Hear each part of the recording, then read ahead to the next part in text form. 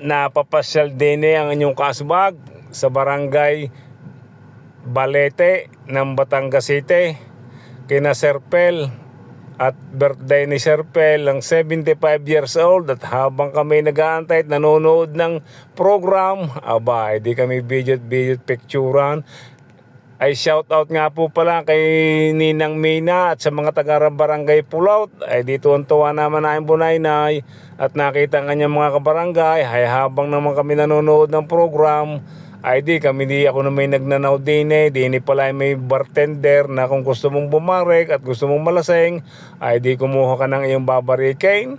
At akin nga pinandaw ang mga luto din ng pagkain, abay napakasarap ng pagkain. At nung mapandaw ko, ay are, gapumila na nga kami din at kami lalantak na kami ng pagkain na napagkakain ng baga naman ng mga niluto o rin cater daw are, ay di kami kumuha din at pumilat kumakakain na kami din nagutom na yung kaasbag ay are, ay di kami nagdadali na nga din ng pagkain.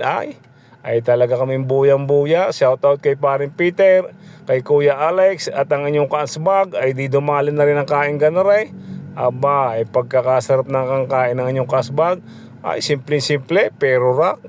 Wow, ay di busog na busog din yung inyong kaasbag.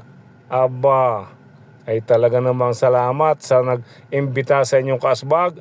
At talaga nakapandali na naman din ng pagkain. At nang kami makakain ay hinanap ko mag-asawa ni Sir Pel at si Ma'am Yoli upang magpasalamat at kami inimbitahan sa napakasarap at napakagandang birthday ni Sir Pel.